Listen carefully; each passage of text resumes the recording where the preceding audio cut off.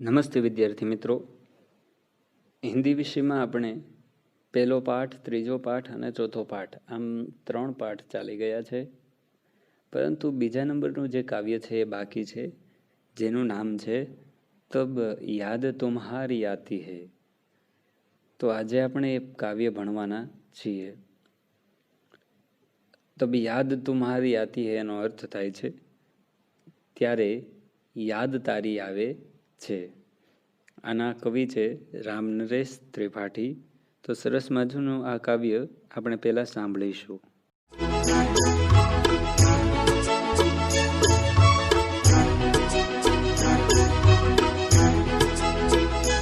जब बहुत सुबह चिड़िया उठकर कुछ गीत खुशी के गाती है.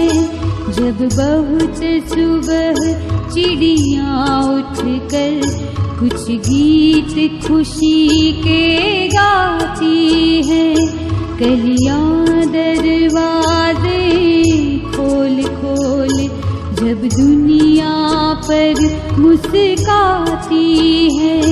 खुशबू की लहरें जब घर से बाहर या दौड़ लगाती है.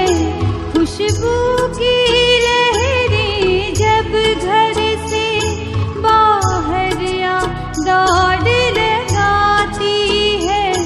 हे जग के सिरजनहार प्रभु तब याद तुम्हारी आती है. हे जग के सिरजनहार प्रभु तब याद तुम्हारी आती है.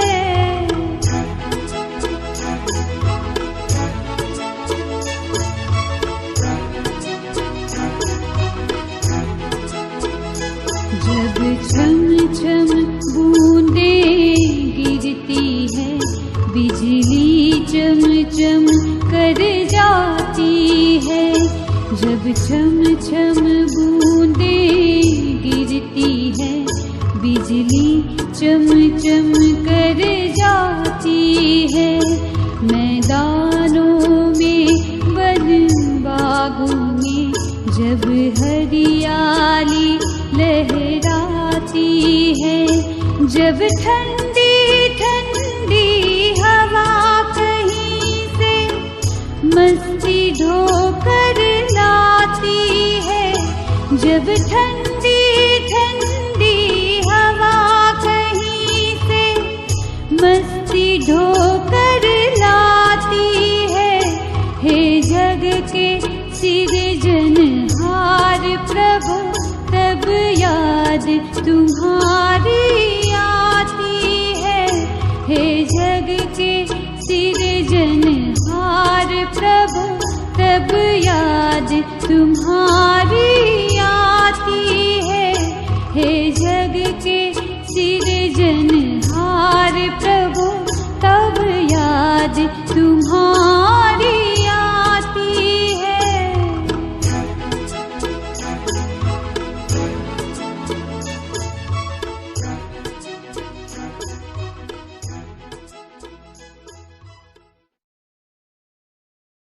વિદ્યાર્થી મિત્રો, તમે કાવ્યનો આ રાગ સાંભળ્યો હશે, બરાબર? સાંભળી અને તમને થોડું એવું પણ થયું હશે કે આ રાગ ધીમો છે.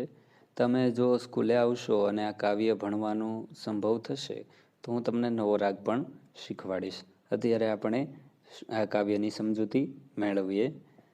જબ બહુત સુબહ એટલે જ્યારે વહેલી સવારે, બહુત સુબહ એટલે વહેલી સવારે, ચીડિયા ઉઠકર વહેલી સવારે ચકલી ઉઠીને કુછ ગીત ખુશી કે ગાતી હે, ખુશીના એ ગીત ગાય છે. કોણ? ચીડિયા. જ્યારે વહેલી સવારે ચકલી ઉઠી અને ગીત ખુશીના ગાય છે. આ પહેલું વિધાન થયું. બીજું વિધાન છે કલિયા દરવાજે ખોલ ખોલ. પહેલાં તો કલિયા એટલે શું એ અર્થ સમજવો જોઈએ.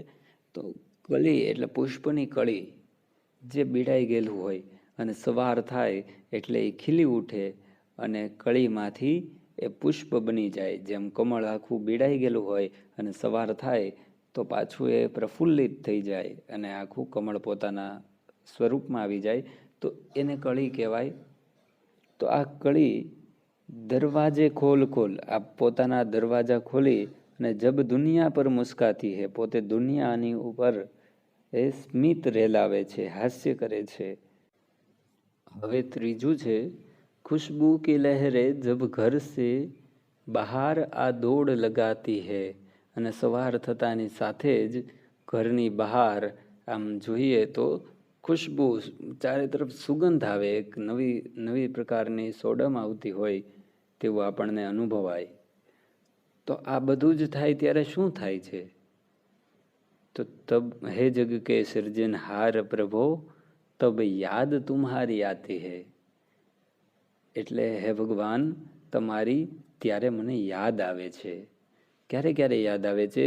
તો કે જ્યારે વહેલી સવારે ચકલી ઉઠી અને ગીત ખુશીના ગાય છે, એ ચકલીને જોઈને તમારી યાદ આવે છે. જ્યારે પુષ્પ ખીલી, જ્યારે કળી ખીલી અને પુષ્પ બને છે ત્યારે તમારી યાદ આવે છે. જ્યારે બહાર હું સુગંધ અનુભવું છું ત્યારે એ સવારમાં તમારી યાદ આવે છે. એટલે કહ્યું કે હે જગ કે સર્જનહાર, હે જગતના સર્જનહાર, આ તમે આ બધું બનાવ્યું, આવું સરસ મજાની પ્રકૃતિ બનાવી, એટલે હે જગ કે સર્જનહાર પ્રભુ તબ યાદ તુમ્હારી આતી હે, ત્યારે યાદ તમારી આવે છે.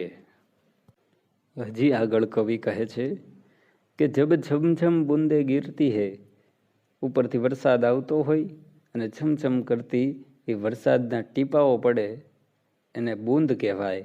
તો જબ છમછમ બૂંદે ગીરતી હૈ, બિજલી ચમચમ કર જાતી હૈ, જ્યારે બિજલી ચમકતી હોય છે, બરાબર, ચમકે છે આકાશમાં, ત્યારે મેદાનો મેં, મેદાનમાં, વન બાગો મેં, વનમાં, બગીચામાં, જબ હરિયાળી લહેરાતી હૈ, જ્યારે બધું જ હરિયાળું થઈ જાય, લીલું લીલું થઈ જાય.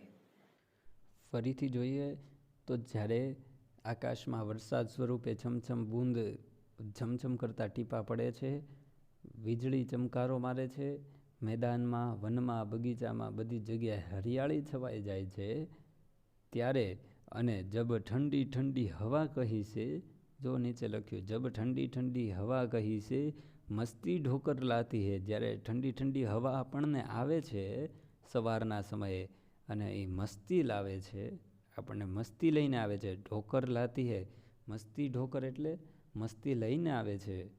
ત્યારે હે જગ કે સર્જનહાર પ્રભુ, હે જગતના સર્જનહાર પ્રભુ તબ યાદ તુમ્હારી આતી હે, ત્યારે અમને તમારી યાદ આવે છે. ફરી વખત આખી આ બીજી પંક્તિ જોઈએ. બે જ પંક્તિની આ કવિતા છે, ખૂબ નાની છે. જબ છમછમ બુંદે ગીરતી હૈ, જ્યારે છમછમ કરતી વરસાદની એ જે ટીપા છે એ પડે છે. પછી બીજલી ચમકે છે, મેદાનમાં, વનમાં, બગીચામાં બધી જગ્યાએ હરિયાળી છવાઈ જાય છે. જ્યારે ઠંડી ઠંડી હવા ક્યાંકથી મસ્તી લઈને આવે છે, ત્યારે હે જગતના સર્જનહાર પ્રભુ અમને તમારી યાદ આવે છે. તો આ સરસ મજાની કવિતા હતી જે રામ નરેશ ત્રિપાઠીએ લખેલી હતી. હવે આપણે આગળના પાઠમાં સ્વાધ્યાયની ચર્ચા કરીશું અથવા તો વ્યાકરણની ચર્ચા કરીશું. અસ્તુ. જય હિન્દ, જય ભારત.